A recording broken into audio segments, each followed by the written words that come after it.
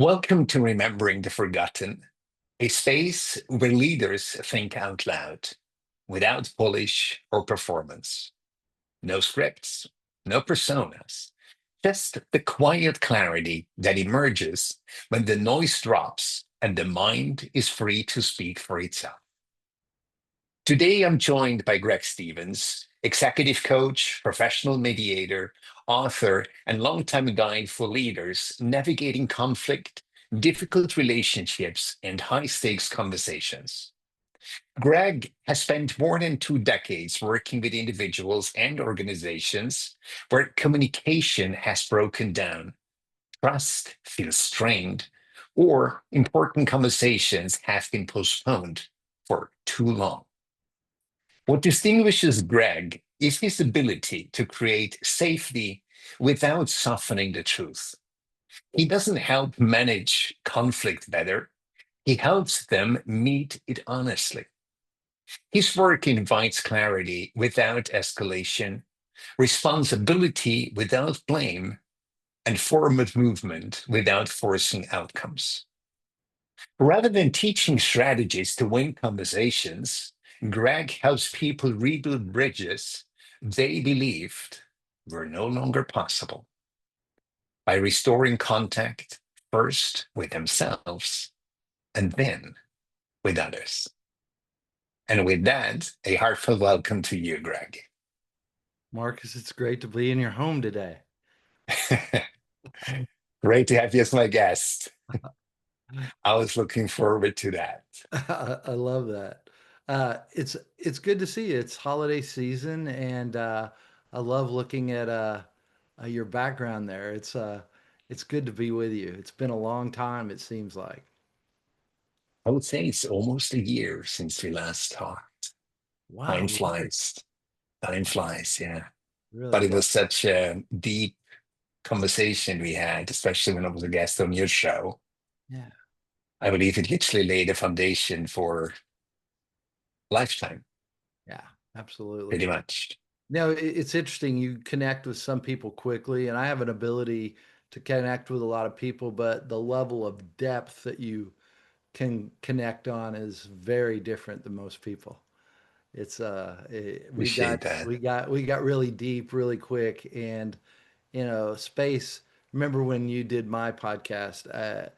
It was a mind blower. I had to sit and think. I had to ask you a couple of times, am I understanding this right? And it's like, yes, you are. It's like, wow, it really took some time to get there for me, but I followed it, and it was fun. I like something that challenges me personally and makes me think. I appreciate that. So let's see where we're going today, right? Yeah. And before we begin, when I use the word coherence, I mean a state where nothing inside me is pulling in a different direction. Body, thoughts, emotions, and actions are aligned, and I'm not being driven by fear or urgency. And when I speak of stillness, I don't mean peace or quiet. I mean the place in you untouched by pressure, noise, or performance. The place that knows before the mind thinks. And that's the layer I'm inviting us to meet from today. Thank you. It is my pleasure, Greg. So, where in your life do you meet the you untouched by expectation? For me, it's in spaces of really examining my relationship to me with God, universe, whatever that may be for someone. It's interesting when you say God, there's so many plugins for so many people. Mhm. I do call it God. And for me, it's a place of letting go of that fear, knowing I'm taken care of. Just a couple of weeks ago, I had a lot of things hit me in the last couple of months, and I sat down with one of my coaches and friends, and he said the universe seems to keep giving you the same lesson. He goes, what are you not learning? And I stopped and I really thought about it for about 2 full minutes without saying anything. And I went, and it hit me. It's like you say you're grateful, but you're not. Saying one thing and being something is very different. If I were truly grateful, I'd be grateful for all the problems. I'd be grateful for all the lessons that are coming my way. I'd be grateful that I have this amazing life with everything attached to it, what we consider the good, the bad, the ugly, but knowing that it's handled, it's taken care of. There's really nothing for me to quote do, but just be. And I realized that I was speaking being grateful, but I wasn't grateful. And I've really, the last 3 weeks, been looking at that and taking on being grateful when I don't, when I'm a little entitled. I think, this shouldn't be Mm. coming to me right now, or I've worked hard, I should be past this, or why is this happening to me? And I've worked a long time on stop being a victim. And I also believe that every lesson in your life has different depths to it. And I felt Mhm. like this was a depth of trust that I needed to Mhm. get to that I haven't been at. It was interesting because I thought, what would be it'd be a slap in the face to me if I said, you know, someone says, I trust you, and then they turn around and say, I don't really, I want to hold on to this. I think that's what, the message has been to me. I Mhm. trust you. I want to keep on. Mhm. No, no, yeah, Mhm. this is the understanding I have. And that all comes with our desire for security. But I can truly say that life is not lived in being secure. Life is lived on the edge, stepping out into the unknown, having faith that there's going to be ground underneath that space when I step out blindly, but knowing the direction I need to go. That's the difference. If you know your direction and you know that pull in your heart, I ask myself, why do I doubt it? Why do I doubt Mhm. it? I don't believe I'm being brought out to be a failure or something. I'm being Mhm. brought out Mhm. to shine. I'm being brought out to see what life can do. This brings me to a follow-up question, Greg. What if it's not so much about knowing the direction, but knowing that where you are right now is exactly where you ought to be? Absolutely. Oh, I agree with that completely. And I love that I do believe there is a compass of values because we can truly get Mhm. off a path if we don't really look at that. But I see exactly what you're saying. I need to, not need to, I accept where I am now. A couple of weeks ago, I didn't. I felt it should Yeah. be different. And it's human. You see what's interesting? So let's dive in a little bit because I love where our conversation is going already. Because this is something I hear a lot from people of faith. They say, I love God dearly, as deep as I can. I trust Him entirely for as long as I can be in control, as Exactly. long as I have a say in which direction it should go. Right. And please, yeah, business class is okay, but definitely not coach, right? And then suddenly God sends you into coach to meet certain people to actually teach you a lesson. And you said, actually, I'm entitled to a first, but I agreed to business. Oh, yeah. So if you think about it, isn't it a little bit like this that if we dictate the direction, we are almost set to this appointment, meaning our appointment is gets disappointed 50-50. Yeah. Yeah. And the only reason why that is, I believe, is because we're living in the future. Mhm. Right. So we are here And then we are catapulting ourselves into the future and set the direction. And this is a life lesson, Greg, I am learning and in these current days myself. Instead of saying, you know what, my only job is to become present and the direction will reveal itself. But it's not that Marcus is in charge of the direction anymore. Right. And I believe that is faith. Right. I think it's the difference between being pulled or pushed. I Yes. I think Yes. when you open up to what's there, you're pulled to it. It just naturally shows up. But when we push our way, that has to do with our ego and our attachment. And our attachment, it's interesting. I started looking at what is my attachment about. Maybe it's for me, it's not title or money, but maybe it's ego says my value. Well, my value is Mhm. not tied up in which direction I go.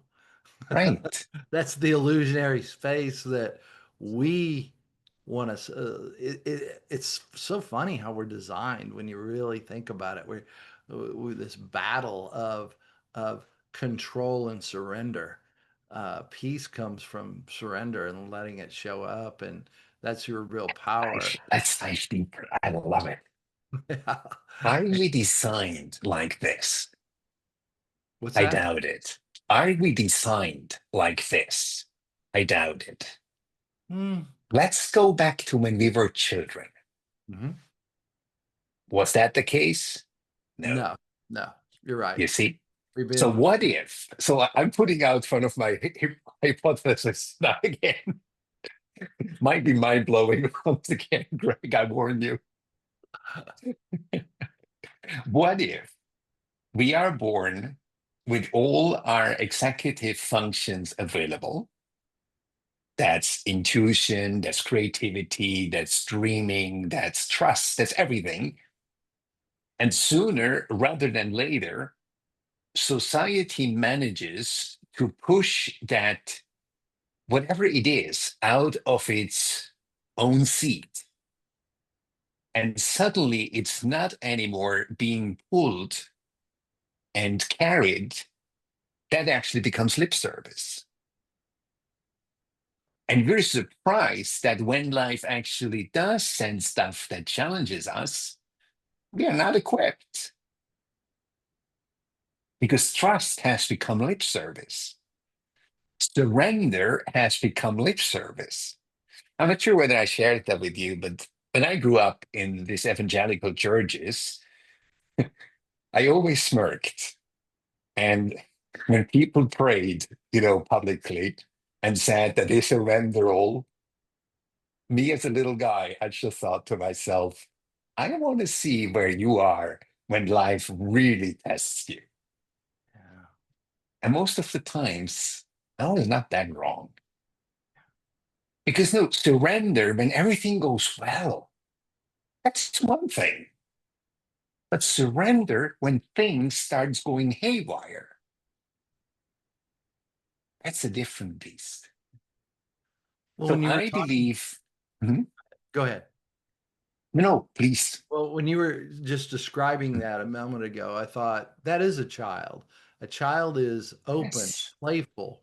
Where's our play gone? yes, Where's our play gone?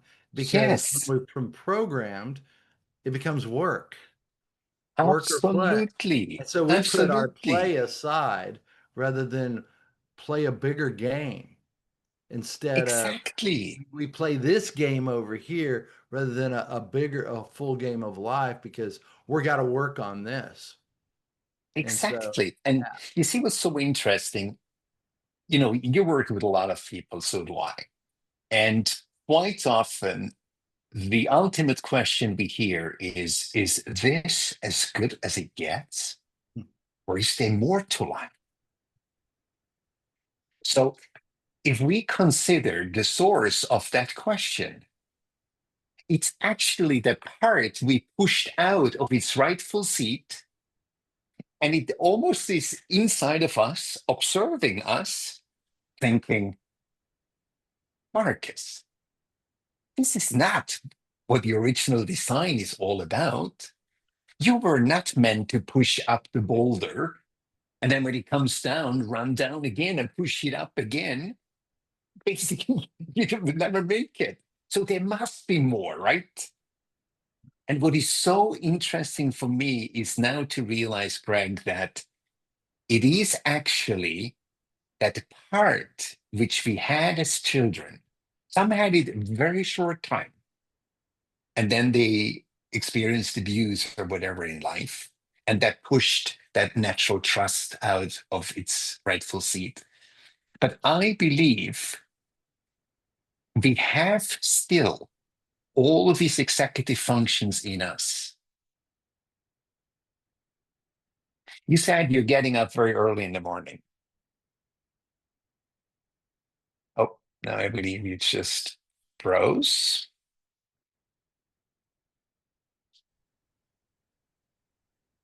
So now we're back. This was a moment of stillness. Yes. Yeah.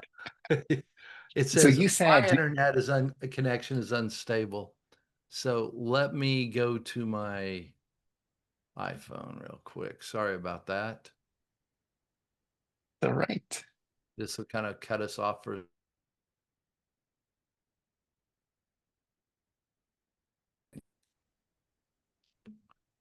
Are we wonderful. back now?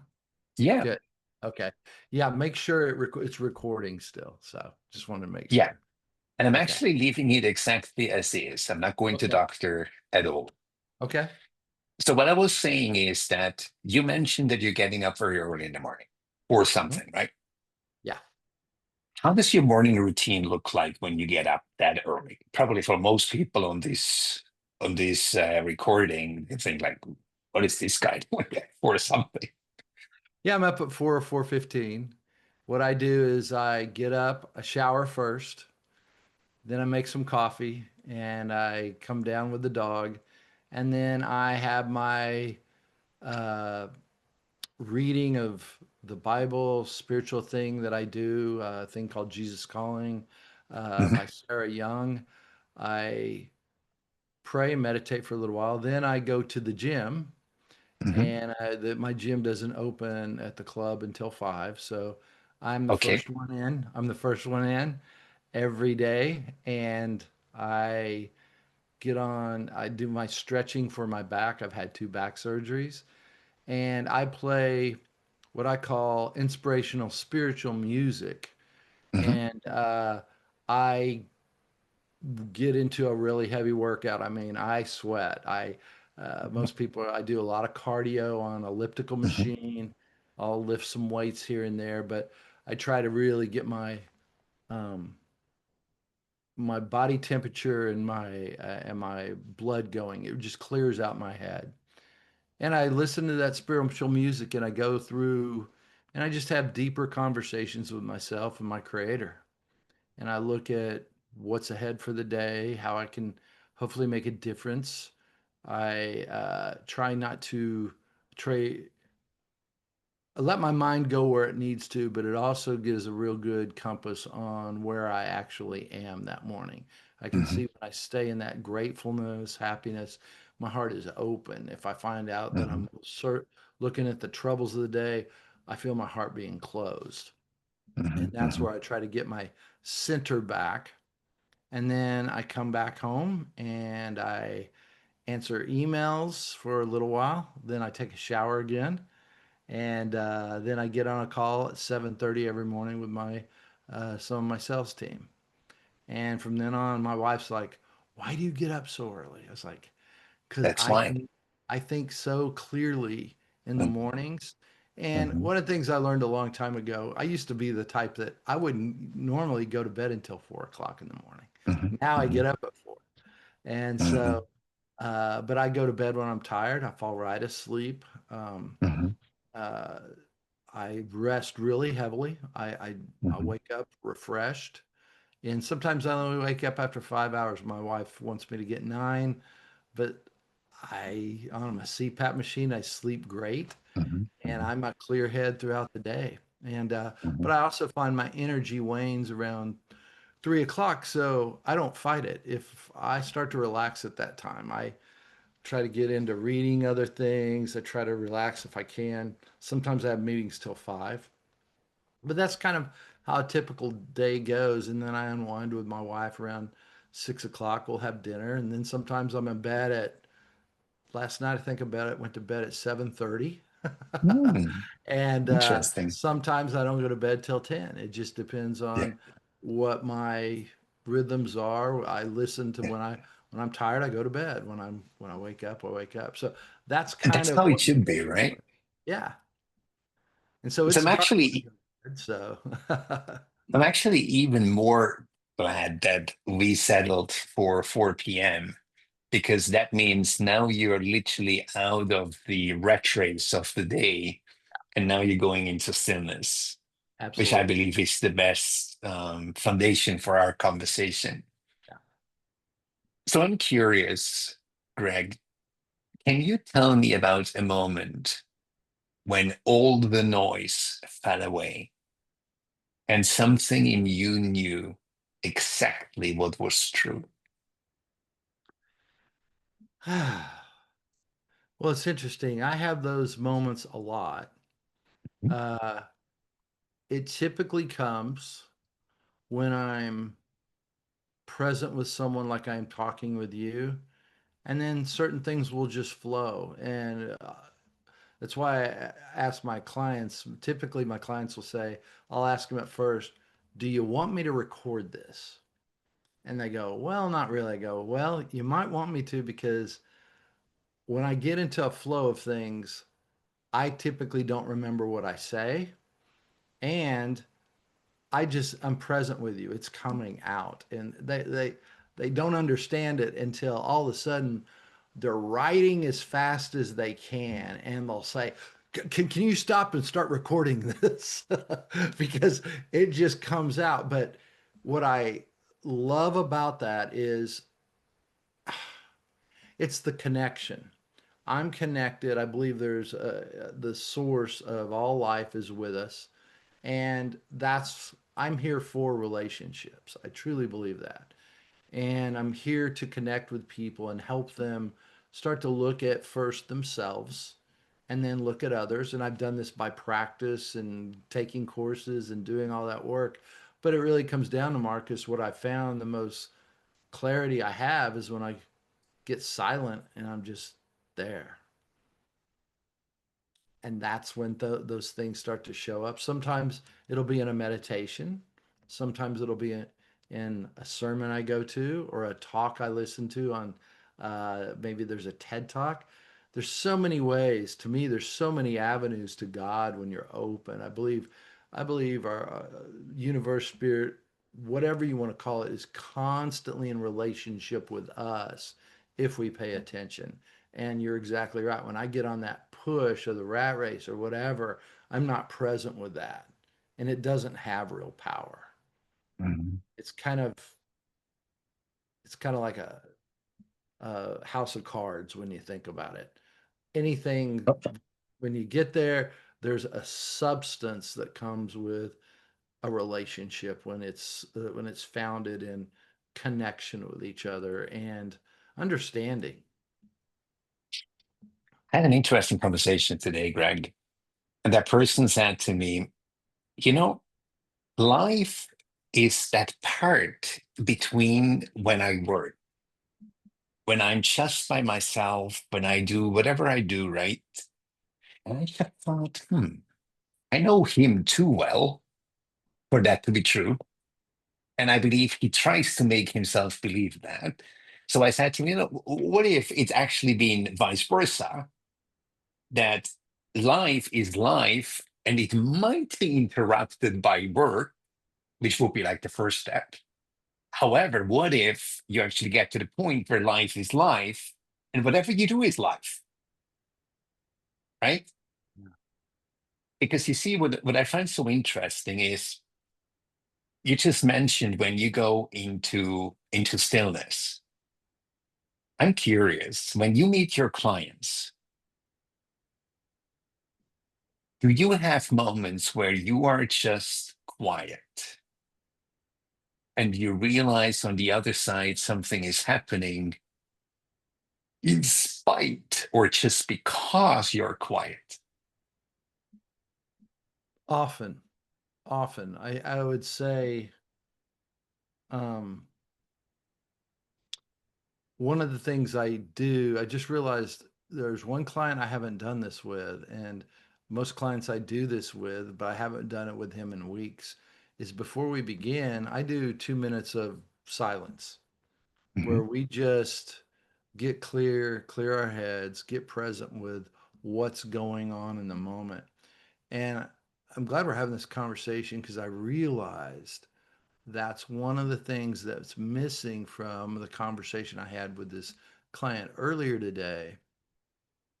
And I typically haven't taken the time because I know he's so busy, but I know I get so much more done in that 2 minutes of silence because we reset. And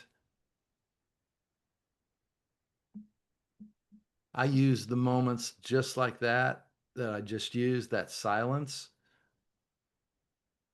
What's going on? That's People are looking. exactly it.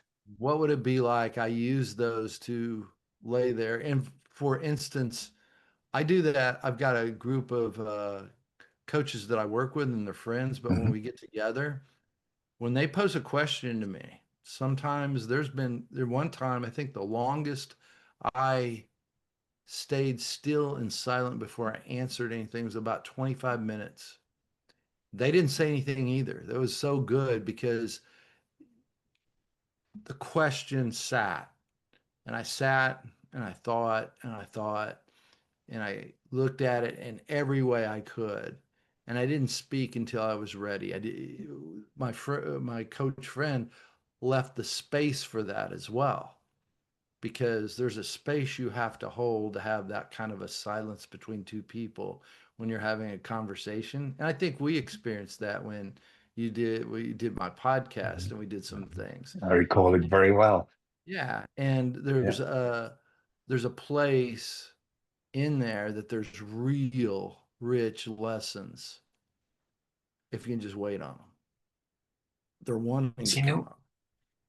what's really interesting for me, and this has been probably one of my biggest aha moments, is silence is one thing, me just saying nothing.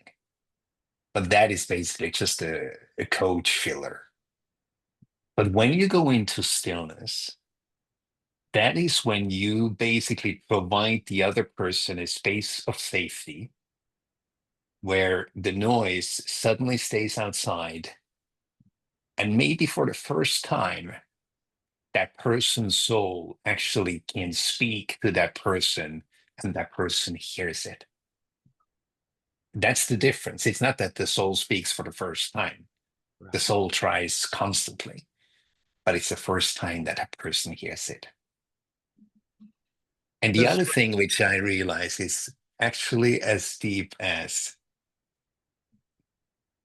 when we realize that the lesser we do, the more actually happens. I remember a moment when I was guest on your call, Greg, when I was quiet and you were quiet and you suddenly said something which was very evident that a process was taking place in you, totally detached of me being there. But it was the presence that made it possible for you to go very deep.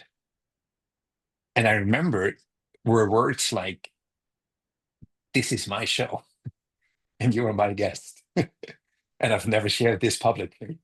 And I knew this is nothing which I had triggered, but it's that safe space we're talking of. So I believe if anyone who listens or watches the show understands that the less we do, the more actually can happen. It's very much like we started our conversation, Greg. The less we actually try to control and are in the present moment, the more happens for us. So it's almost like, if you want to call it the Holy Spirit, if the Holy Spirit wants to move you, and you basically say, just let me keep one hand on the controls, please, right? Like, so the Holy Spirit takes way more effort to actually work around you than it would otherwise. So then we're surprised that it probably takes a little bit of a detour sometimes where we do not want to end up. And the end up is literally because the working around causes that detour, which otherwise might be a little bit straight, more or less, right? Well, when you said that, I got this picture of a parent trying to help a child, and the child keep moving it, and it's being so much quicker. Be patient. I'm getting it. No, no, I've got to have it now. Right, And we're just right. delaying our own answers. Yeah, and then you know the whole shiny object syndrome, right? That just comes with it. So let me move to a point where I believe your answer will help a lot of people, Greg.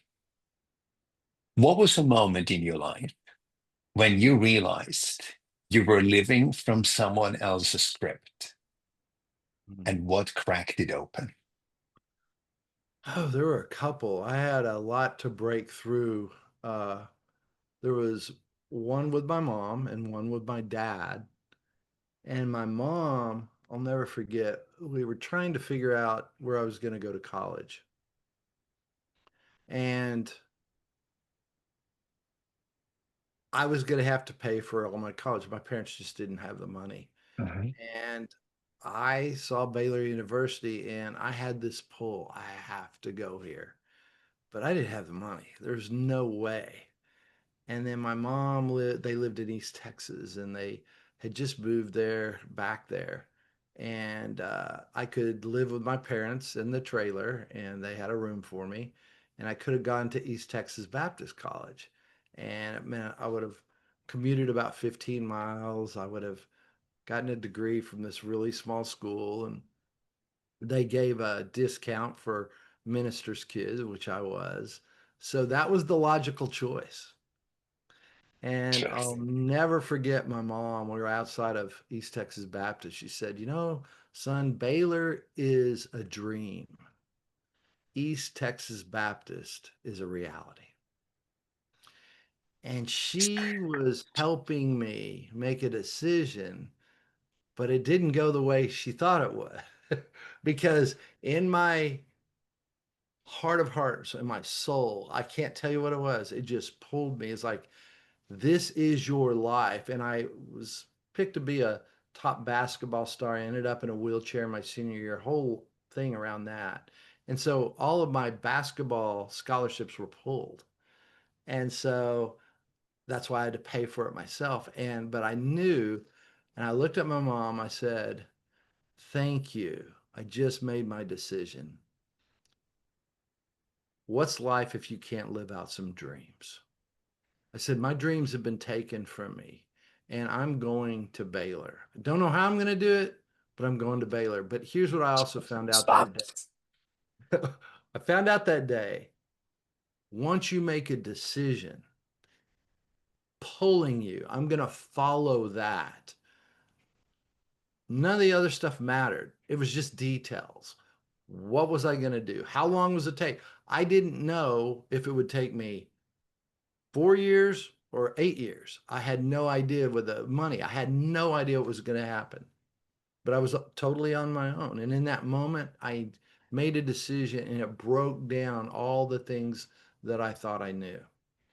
And it helped me stand out and say, wow. And I really found the universe honors when you step out into that unknown.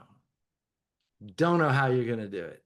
Those are just the details. I think it can show, it's like you were saying, you just show up day to day and the right thing came. And I mean, literally, situation after situation, job after job, things that would pay me to be able to go there just came into play. Now, was it easy? Was I scared along the way? Absolutely, all those things. That belongs to it, right? But life is played on the edge there. Yeah. Absolutely. Anything And else will be boring. yeah. And then the reconciliation with my father. It was learning before that moment, that was the final moment of really being able to begin speaking my truth rather than sugarcoating my message, pulling a punch, doing any of that. When I had that conversation with my father that cleaned everything up, but it didn't seem that way at the time, I knew I was standing to be my best no matter what showed up. And that was the other thing because I've been conditioned to say you can't do this or you can do this, that this will never happen. That's why I called my book, Build New Bridges, the art of restoring impossible relationships, because Mhm. so often we think something's impossible, and that is a lie. That is a lie. And I should have said this to a client today because he's got a real tough situation and it seems impossible. I told him, I don't think anything's impossible, but I really needed to use a little stronger language, and I will next time I talk to him because that's a lie. Now, can I change anyone else? Absolutely not. Can I influence others? Yes, I can. And Absolutely. people will make their choices based on what they want. I can never control another person, but if I show up as my best and I speak my truth respectfully and I do the best I can, I think there's something, that's when you can accept. I think that's when we accept that, okay, what's next, rather than trying to push. But I think our biggest problem is when we walk away from some of these things, we know we didn't show up as our best. And there's that longing to say, God, I wish I could have done that. I wish I would have done that a little different. I think that's the biggest thing in relationships when people are trying to restore them or deal with whatever they come to know, that truth they think they know, that belief that they have. But behind it is, I've never shown up as my best in that moment. What would that be like? What would that be like? I find when people do, they kind of let go of where they think that should go and they let it be. I love what you just said. And I would say there is one aspect that most of the people in my environment cannot stand about me. And that is when they hear from me, you have done your best based on the condition and on the circumstances you were in. And I believe that is literally liberating to know, goodness me, yes, if I go back, that's BS. You cannot go back. Or if I could go into, no, stop that BS as well. Just be here. If you had known what you know today, which you do not and did not, Right. yeah, you might have changed the course of the direction, but you did not and you could not. So I believe acceptance, and I remember like when we talked about on your show, acceptance, I believe, is key number one to go into stillness. Because as long as I believe things should have been different, things should have gone different, I could have done something different, I could have said something different, I believe stillness is impossible because we're always living in the past or in the future. I'm not sure whether I shared that with you, but at the very beginning of my coaching or counseling experience, I came across a saying that was something like everyone has 24 hours and most people are awake like, yeah, basically everyone has 24 hours.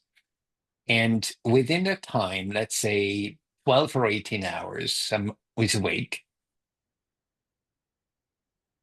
The ratio is a little bit different from people to people, but basically, part of it is lived in the past, regretting what happened, and the other part is lived in the future, fearing and being weary about what could happen. And guess what? And suddenly it's 7:30 p.m. and you need to go to bed. And what you have not done is be present in the moment. And I believe that stillness that so many people are looking for, that more. Is this it or is there more? Is not outside, it is inside.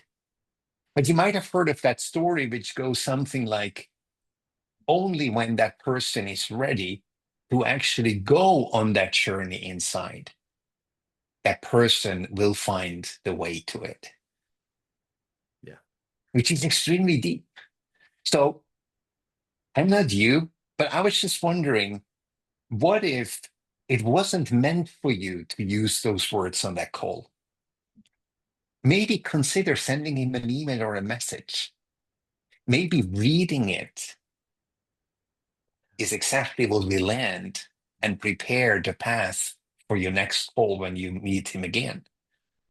This is just something I'll just put out. Let's No, just I add it love that. strongly. I Yeah, love that. just add it strongly.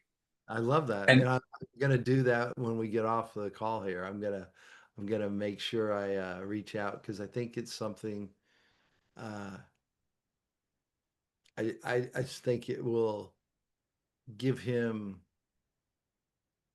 something to look at, accept. And what you were talking earlier, acceptance, it goes back to what I was talking about when I first started talking today, gratefulness. When you truly accept where you are, I don't think you can be anything but grateful because we're especially breathing. consider, and We're standing on this. I usually do not interrupt, sorry, No, but it's fine. especially understanding or even giving it a chance that where I am right now could not be better. And yes, that means putting all my dreams, all my visions, all my desires aside. Mhm. Understanding, goodness me, if you believe in God, that would mean God knows what's best for me.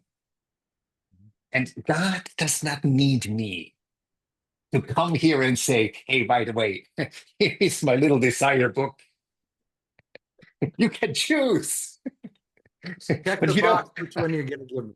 yeah, and I already put the little order here Here's my in, order. in which I would like to have it fulfilled. But if Yeah. you start looking life at this and you say, you know what?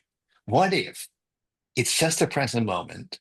What if everything is as ideal as it could be for the present moment? This just makes us so much calmer, so much calmer. Which leads me to my second last question, because I want to be mindful of your time. Good. What most pulls you out of yourself and what lets you return, Greg? Hmm.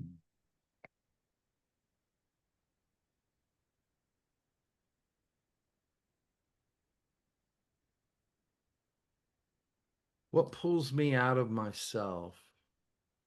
I think, let me just, I'm not going to think, I'm going to know. So, um, trust. When I trust my creator, it pulls me out of me. It puts me in a relationship where I don't fear. I don't have any of that. It's the trust. And what brings me back into me, it's interesting because I just realized when I'm with my creator, I'm out here. Mhm. When I go here, there can be fear based in there. And the focus is not enough, me, whatever. But when I'm out here, like you said, letting go of all of that. There's this oneness, this creation. There's a confidence. There's living, you know. And I know that you go in to go out, but I think also when the way I was thinking of that, when I'm out here, I'm in relationship. When I'm in here, I'm closed off. Which Now, is almost a little bit of a paradox, isn't it? yeah, because the other thing is I have to go. So there is both. And because I truly believe when I get out of myself, when I stop worrying about all the little things that I've got here and I'm out there, there's just freedom. In here, there's there can be a lot of great things as well. I think that's the hard thing to kind of look at is what it, and what I would suggest is the place to be, it would be the flow between the two, going back and forth, kind of a That's flow, fascinating. because I think that's the human experience. Because you said something earlier, you go, you're human. That's what my Mhm, friend Anidia was telling me the other day. He said, Greg, that's just human. You're right. And mhm, that's the mhm, human experience. There's fear mhm, in it, and you can let go of it. There mhm, is selfishness, and there's generosity. There's mhm. all of the experience, but I think it's a flow. And when we see that, that's the connection we have with others, is that they're having that same experience in a Uh-huh, possibly the same or a different way. mhm, mhm. But that is It's the interesting. You did something which never happened, and you probably did it unconsciously. Since God is here for you and not in here, Mhm. and fear is not outside of you but in here, you basically reverse the answer of the question. Mhm. So that means if you're in stillness, what takes you out of stillness is fear. And what restores it again is the communion with God. Did I get that correct? Mhm. That's interesting.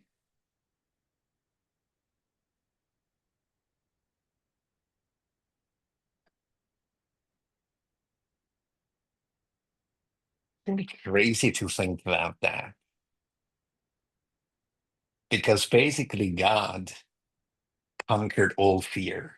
Mhm. And I do feel God is within us too. It's just, but that's where the flow, because I think that's That's the the only thing beauty, that made sense was that's the human experience. That's the back and forth. That's the, the beauty. yeah. You see, what's so interesting is we humans tend to separate.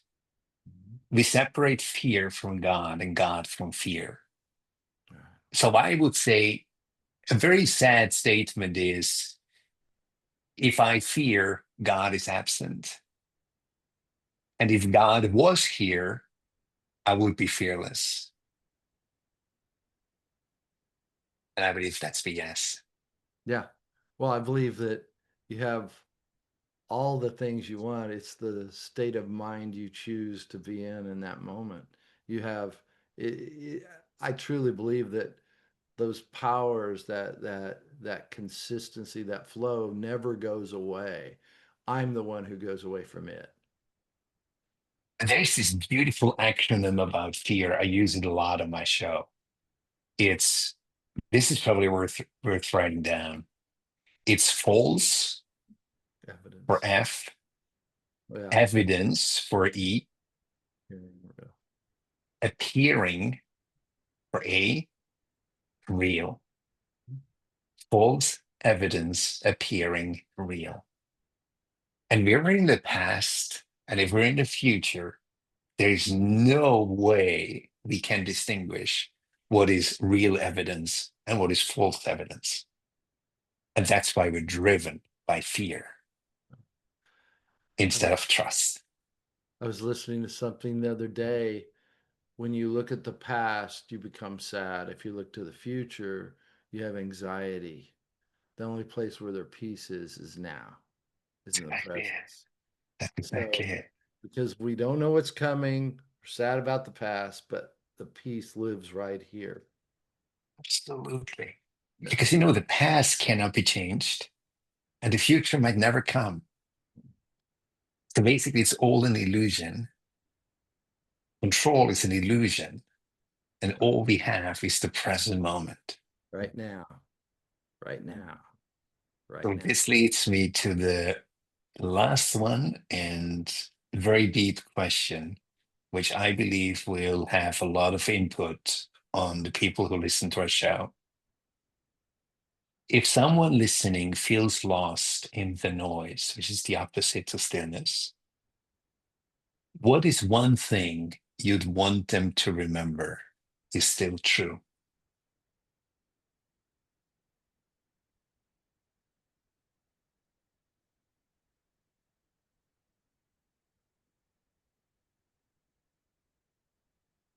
You are loved and you are connected.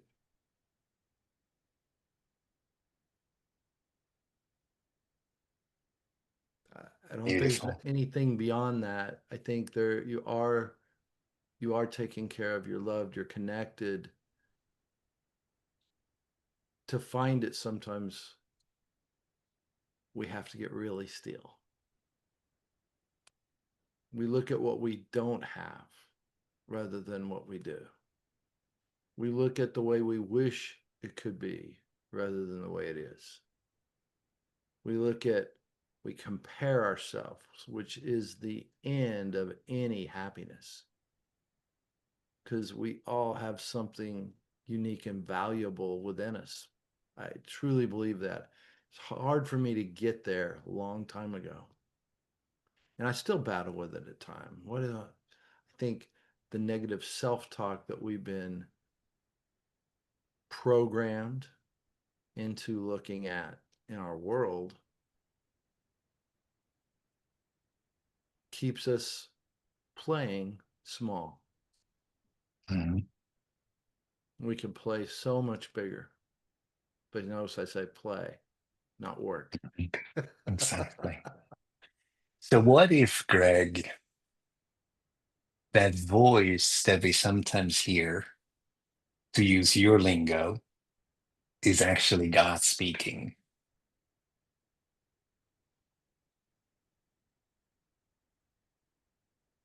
Absolutely, in silence. I think that that's where it's in the wind.